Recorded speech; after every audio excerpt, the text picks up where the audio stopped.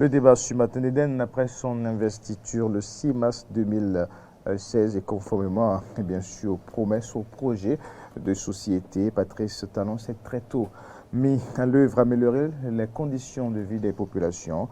C'est l'un des axes forts de son discours et à travers le programme d'action du gouvernement, des axes prioritaires ont été donc dédiés à cette ambition, le social.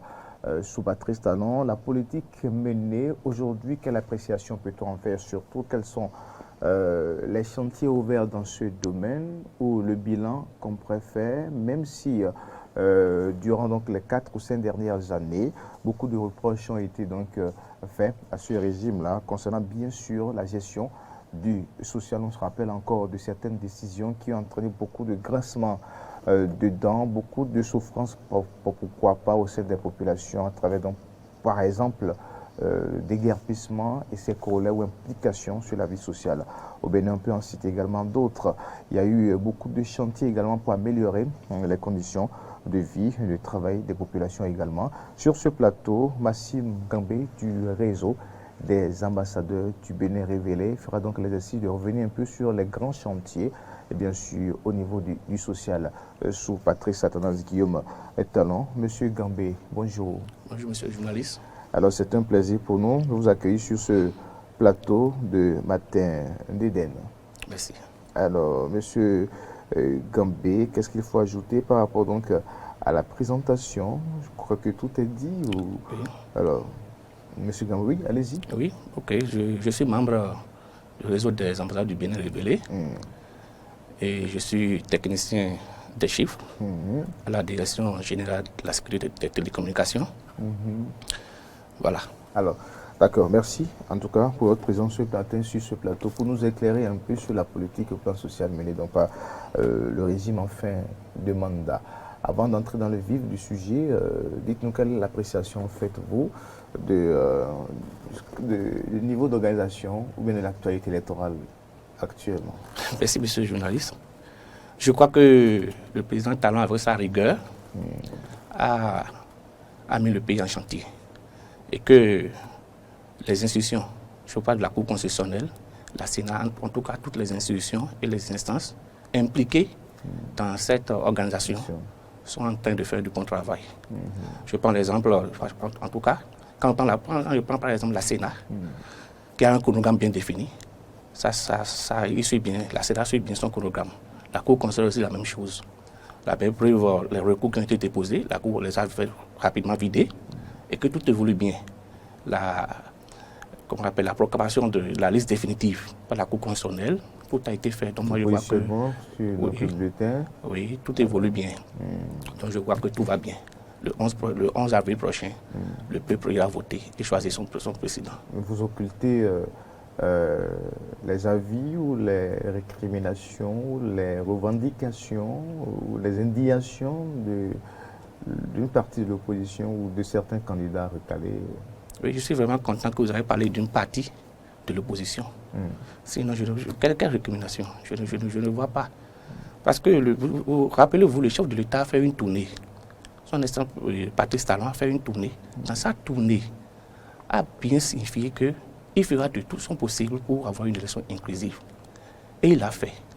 On a vu, vous parlez du Parti des démocrates, vous parlez du Parti des démocrates.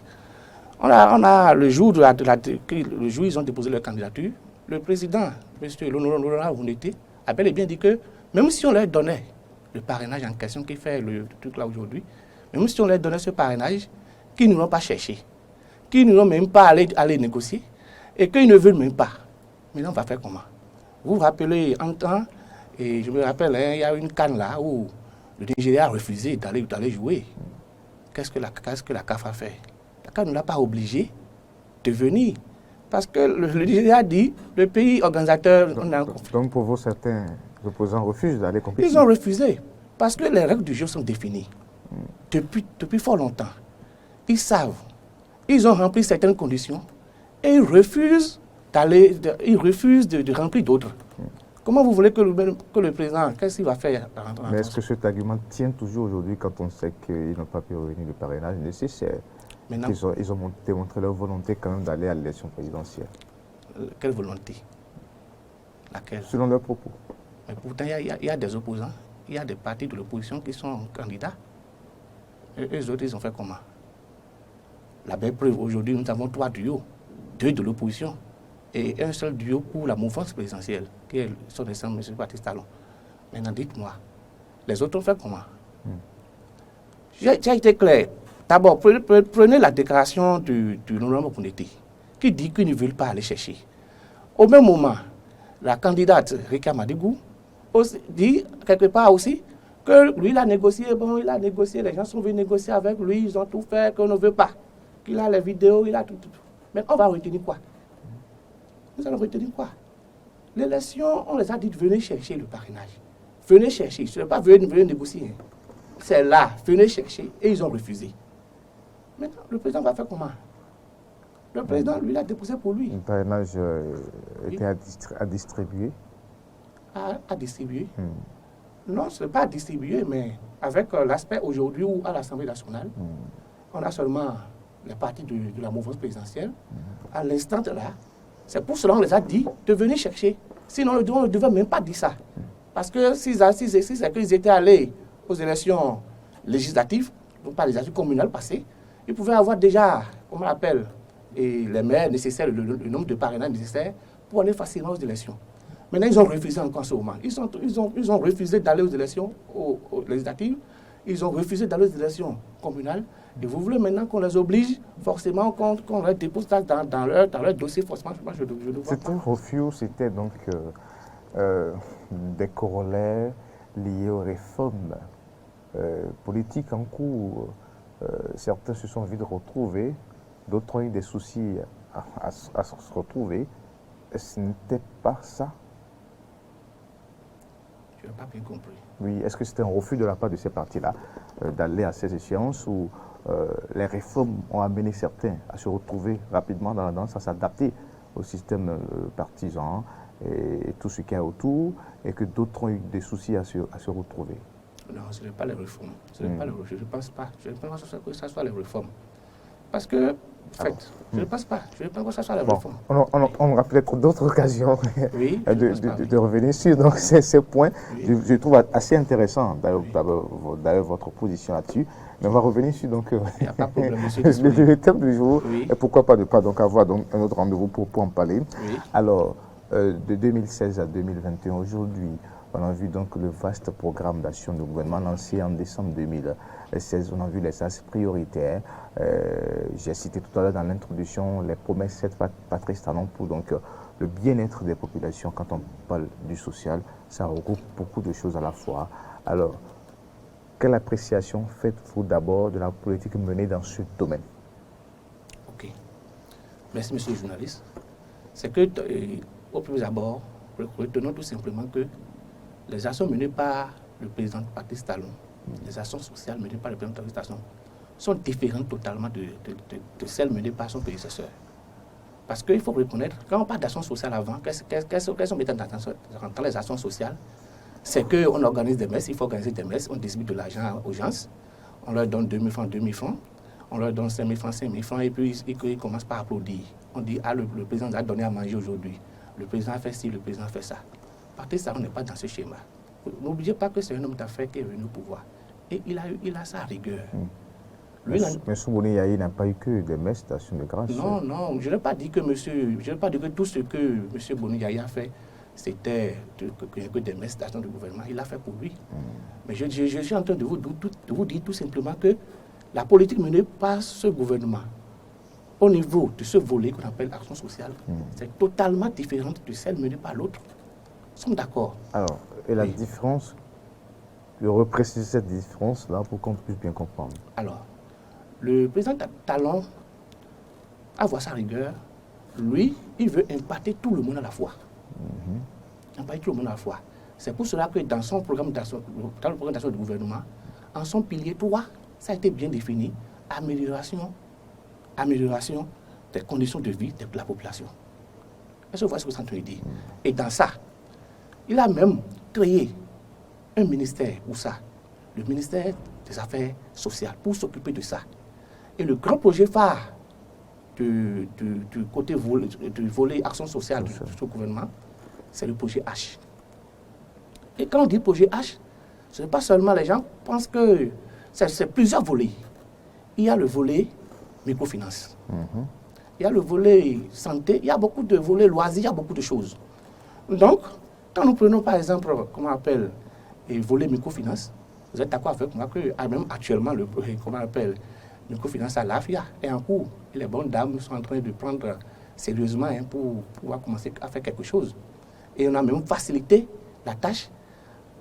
On a même facilité la tâche, comment on appelle, aux femmes pour pouvoir bénéficier de ce microcrédit-là. Il suffit juste de remplir certaines conditions et puis, paf, on vérifie, les institutions vérifient et puis on vous balance ça par Momo et vous commencez par faire quelque chose. Donc, ça là maintenant, est-ce que vous n'allez pas dire que c'est une action sociale? Là, quand je prends par exemple côté santé, quand vous prenez côté santé qui est un volet du grand projet H, projet FAH, alors dans ce domaine-là, vous avez vu que avec ceux qui auraient souscrit, les populations les plus démunies, qui auraient souscrit à ce projet, aujourd'hui, ils ont la capacité quand même d'aller se soigner, même si c'est les premiers soins, gratuitement. On a fini la phase expérimentale et déjà c'est la phase de généralisation dans le pays. Donc avant, les gens, à cause des sous du premier soin, voilà, ils n'arrivent même pas à aller à l'hôpital. Ils se donnent au tradit et thérapeute. Et puis, voilà les conséquences. Il y en a même qui au niveau des hôpitaux meurent, parce qu'il n'y a personne pour supporter les premiers soins. Maintenant, aujourd'hui, avec ce projet, on dit, venez, les premiers soins, on va vous payer ça gratuitement. Ce n'est pas une action sociale, ça. Ce n'est pas bon que d'organiser des trucs ou bien de faire des trucs là. Non. En tout cas, voilà. Donc, quand on dit, il a même, je disais qu'il a même mis un ministère pour ça, qui s'occupe de ça. Mais ce n'est pas seulement, comment on appelle, le projet H, il y a même les services sociaux, tels que le recrutement. Il a beaucoup recruté, et sur le plan sportif, et il y a beaucoup de choses. Il y a beaucoup la santé, il y a beaucoup de choses, monsieur le journaliste. Alors, vous avez donc énuméré donc ces chantiers-là et repréciser donc ce qui distingue la politique menée au niveau donc des actions sociales. Mais aujourd'hui, est-ce que dans la population, il y a ce reflet-là? Est-ce qu'il y a une amélioration aujourd'hui? Est-ce qu'on sent? Est-ce que ça se sent aujourd'hui à travers donc les actes, à travers donc les réactions? Oui, correctement. Ça se sent correctement. Ça se sent. Parce que, au fait, aujourd'hui, le Béninois lambda peut ne pas sentir en même temps que comme avant, où on lui remet l'argent en même temps quand il passe, il fera une vendeuse de pain, il peut déjà prendre l'argent et acheter, c'est fini. Mais quand un président, regardez, quand un président, dans le domaine de la santé, vous savez que nos médecins ou bien nos docteurs qui sont dans les services publics, c'est eux qui ont encore les cliniques. Et tout le monde sait ce qui se passe dans ce pays. Moi, je vous donne un exemple. J'ai un ami qui a été, comment on appelle, qui voulait faire une consultation au CNHU, en temps que je vais faire une consultation au CNHU, et on lui a donné rendez-vous dans 3 mois pour rencontrer le docteur. Dans 3 mois pour rencontrer le docteur. Alors, regardez ça. Alors que ce même docteur, en même temps, quand on lui a donné rendez-vous dans 3 mois, l'infirmière lui a dit en même temps s'il veut vite faire ça aujourd'hui même là, qu'il va lui indiquer là, il va partir. C'est le même docteur qui fait ça. Le président de Patrice Talon a mis fin à ça. Ce n'est pas une action sociale. Le Béninois lambda ne peut pas ressentir ça. Quand même que bon, ce n'est pas quelque chose qu'il a mis dans la poche, pour aller prendre une bière en même temps, puis c'est fini. Il va ressentir ça. C'est fini ça aujourd'hui. Mais est-ce que ces actions sociales, les bénéfices ou les répercussions sur le vécu quotidien, est-ce que sans l'amélioration du pouvoir d'achat, est-ce que cela peut se faire sentir également? Parce qu'aujourd'hui, on a encore l'impression que tout le monde crie, il n'y a pas d'argent, le marché, on ne vend pas beaucoup, les bonnes dames au marché ne cessent d'avoir des plaintes et autres. Alors, Pourquoi à un moment donné, l'expression serrer la ceinture aussi, vous rappelez très bien cette expression-là. Est-ce qu'un temps les ceintures ont été desserrées ou c'est toujours comme ça? On ne sait pas. Mais toujours est-il qu'au niveau donc, de la masse, c'est qu'il y a toujours des plaintes. Il y a toujours des plaintes. C'est vous qui le dites. Bon, moi, mes amis, parce que moi, il y a plein d'amis. Vous savez, j'ai des amis enseignants, j'ai des amis dans plusieurs domaines. Donc, quand vous dites que les bonnes dames se plaignent au marché, je ne vois pas. Hein. C'est nos amis d'en face qui argumentent ça. Qui disent que ça ne va pas parce qu'on dit qu'il y a diminution ici, que les bonnes dames ne vendent pas au marché. Moi, je n'ai jamais rencontré une bonne dame qui m'a dit que non, que lui. Au contraire, elles apprécient ça. Parce que aujourd'hui. Vous ignorez aujourd'hui, on a encore l'impression que vous ignorez les réalités. Quelle réalité, monsieur le journaliste? Est-ce que c'est votre casquette d'ambassadeur de non, révélé qui vous... Non, ce n'est pas affaire de casquette. C'est concret. Ce qu'on dit là, c'est concret. Maintenant, qu'est-ce que vous voulez? C'est du concret. Regardez les statistiques que le pays est en train de truquer. Les statistiques, nous sommes 6e dans plusieurs domaines, premier dans certains domaines. Maintenant, qu'est-ce que le Béninois veut? Qu'on leur partage de l'argent? Je vous dis, qu'on appelle la gestion du président Talon n'est pas la même chose que la gestion de ses prédécesseurs. Lui n'est pas dans... Il faut acclamer, quand il va sortir, tout le monde va acclamer, bon, on va recouper les gens, on va leur donner de l'argent. C'est vrai, quand la personne n'a pas 500 francs en poche, et que subitement, on lui donne 10 000 francs pour recouper les gens, il va dire, tiens, oui, c'est bon, je suis content, le président est bon, 10 ans, plein temps. Mais ce que le président Talon fait, ce n'est pas quelque chose que nous devons en faire. Il fait quelque chose dans le futur. Il est en train de consolider le pays. Et même ce qu'il fait, même s'il quitte le pays un jour... Donc il y aura des retombées à long terme, c'est bien cela que vous voulez dire. Il y a déjà des retombées. Il y a déjà des retombées. Mais les retombées dont on parle, ce n'est pas des retombées où on va donner de l'argent, on va dire, bon, l'économie ça marche bien, maintenant venez, on va partager. Non. Mais les retombées, c'est qu'on circule bien sur les voies. Vous voyez ce que je dis. Quand M. Patrice Talon, comment on appelle, déguerpissait les gens et on criait, lui savait déjà ce qu'il voulait faire. Aujourd'hui que maintenant toutes les voies sont électrifiées et qu'il y a l'insécurité, vous voyez l'insécurité. Quand l'insécurité disparaît, ce n'est pas une action sociale. Puis vous voulez circuler la nuit, tu veux circuler la nuit. Avant, tu as l'argent. Je prends un exemple, tu as l'argent avant. Tu as acheté une moto, tu as tout là. Mais rapidement, dans la semaine, on te prend ça. Alors qu'aujourd'hui, même si le peu que tu as, tu peux sortir à n'importe quelle heure. Il y a la sécurité, ce n'est pas une action sociale. Quand nous prenons par exemple, qu'on appelle sur le plan éducatif, sur le plan éducatif, il y a beaucoup. Aujourd'hui par exemple, avant, pour inscrire son enfant à l'examen du PPC, c'était les tracasseries. Mais aujourd'hui, c'est possible, ça peut se faire en ligne. Ou bien, vous n'avez pas appelé ça. Bien sûr. Ça peut se faire en ligne. Ça n'a pas diminué la peine de la population. Celui qui veut l'argent en même temps dans sa poche, dira que le président ne fait rien. Mais le jour où il soit dans ce besoin-là, le jour où il soit dans ce besoin, je prends l'exemple même le plus palpable, c'est l'exemple du casier judiciaire où on peut télécharger aujourd'hui. On peut faire ça, on peut commander ça en ligne.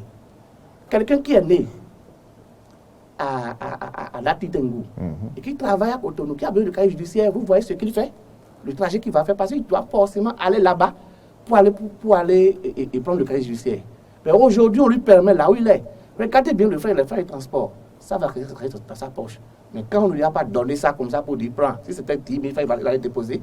Quand on ne lui dit pas un jour, prends ça dans ta poche, il va dire que lui ne sent pas ça dans sa poche. Alors que... Les réformes au niveau numérique ou digital qui ont des influences directement positives sur le social. C'est bien cela.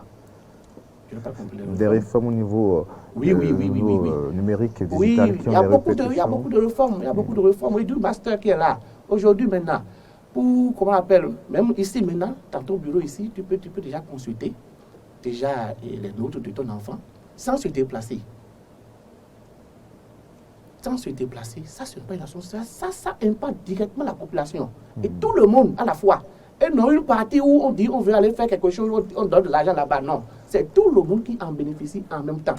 Donc c'est pour ça qu'au début du débat, j'avais déjà dit qu'il y a une différence nette. Et nous devons corriger un peu notre tête et voir le message que le président est en train de passer. Ce n'est plus l'autre message où nous devons applaudir. Mais le message maintenant c'est un message de rigueur où on sait là où on va. Et on sait que ce qu'on fait, tôt ou tard, les gens vont apprécier, les gens vont en bénéficier, tout le monde va en bénéficier. Regardez l'eau. Regardez l'eau. Moi, je suis resté au village. Jusqu'à mon bac. Je suis resté au village jusqu'à mon bac. Mais je vous dis, il y a 15 ans par là, nous, pour faire la lessive nous-mêmes, on se déplace. On fait des kilomètres, on emballe tous les habits sales, on se déplace pour aller dans le centre-ville de Brécon, juste pour aller trouver l'eau. On fait la lessive là-bas. Là-bas, il faut sécher, il faut ranger tout là-bas et réveiller le soir. On a payé toute la journée. Alors qu'aujourd'hui, le président Talon dit, là où, même si vous ne voulez pas prendre l'eau, moi, je vous amène ça forcément chez vous. Le projet, tout le monde, c'est visible. Tout le monde voit ça. C'est une action sociale. Regardez sur le plan énergétique. Les gens, le problème des gens, c'est quoi? Je n'ai pas compris. Le problème, c'est est-ce qu'il faut forcément qu'on vous donne l'argent pour mettre dans la poche? C'est ça que vous appelez action sociale? Bon, moi, je ne sais pas. Mais je sais que le président Talon n'est pas dans ce schéma où nous allons prendre l'argent du pays, organiser des choses, distribuer et faire du là. Non. Alors aujourd'hui, pour pérenniser ces acquis-là, qu'est-ce qu'il faut faire selon vous? Oui, pour pérenniser ces acquis, vous savez, il nous avait dit qu'il avait fait 5 ans. Vous vous rappelez de ça? Et que les 5 ans, quand il est venu, il a constaté qu'il faut d'abord faire le bilan des choses parce que le trou était trop profond. Donc, moi, je considère même que le président Talon n'a pas encore fait 5 ans. Parce qu'il a pris tout son temps à voir. C'est quelqu'un, quand il ne met pas la main sur quelque chose, il ne démarre pas. Alors, lui croyait que tout était rapidement, mais quand il est venu, le trou était trop profond, le trou était tellement bas qu'il s'est dit, il me faut du temps pour voir clair. Donc aujourd'hui, il faut continuer la dynamique. Il faut continuer la dynamique, c'est ça que je suis en train de dire. Lui-même a dit, en 5 ans, j'ai fait 21 stades. Donnez-moi encore 5 ans, c'est fini. Vous allez voir ce que ça va donner. Regardez en 5 ans tout ce qu'il a fait dans le Bénin. Regardez, je vous dis bien, regardez 21 stades. On n'a jamais vu ça dans ce pays. Mais quand le projet a été bien établi et que le financement, ça a continué. Allez regarder même les murs de ces stades-là. Ne rentrez pas dedans. La clôture, quand vous regardez la clôture seule, vous allez dire maintenant que vraiment, ce président-là, il a une vision. Et là, nous devons l'accompagner dans la dynamique pour que, même s'il quitte un jour, que nous ne reculons pas. C'est ça qu'il voulait faire maintenant. C'est qu'il va mettre la fondation sera terrible. Même s'il quitte, c'est que ça va continuer, le développement va continuer. Monsieur le journaliste. Donc c'est ça. Donc nous devons accompagner le président de la République dans la même dynamique, dans sa logique, dans sa vision. Comprendre le message qui passe et l'accompagner. Et à la base, que faites-vous au sein de votre réseau? Oui, le réseau des employeurs du Bénin, c'est juste un réseau des jeunes qui se sont regroupés pour dire non à l'intoxication. Oui, parce que... Est-ce qu'il y en a eu? Oui, il y en a eu suffisamment. Quand le président fait quelque chose, on dit que non, que ça là, c'est... D'abord, même quand il fait quelque chose, on dit que c'est ça là, ce projet, c'était le Kérékou, le général Kérékou qui avait déjà mis ce projet en place. Quand il fait quelque chose, c'est telle personne. Un exemple. Non, on n'en a pas fait truc là. Donc, il y a beaucoup de choses. Donc, nous sommes regroupés pour dire, nous voulons que la dynamique continue, mais nous irons vers la population. Nous irons vers nos mamans, vers nos papas dans les contrées pour leur expliquer réellement ce qui se passe. Parce que vous savez, le Bénin est constitué de près de 90% d'analphabètes. Donc, quand quelqu'un quitte Cotonou, qui va au village pour dire Talon ne fait rien, les mamans, qu'est-ce qu'elles vont dire? Oh, c'est lui qui a quitté Cotonou. Si lui dit, c'est fini. Alors que nous, notre obligation, c'est aujourd'hui d'aller vers ces populations, de leur dire la vérité. Nous sommes engagés. Nous n'avons même pas assez de moyens. Nous sommes engagés pour accompagner le président Patrice Talon, pour aller vers la population, leur dire la vérité, pour dire de ne pas arrêter ce mouvement. Parce que c'est un mouvement qui va nous amener loin. C'est un mouvement où nos petits-fils, nous-mêmes, on va en bénéficier, nos enfants et nos petits-fils vont en bénéficier. Parce qu'il a la capacité, il a la rigueur, il a tout. D'accord.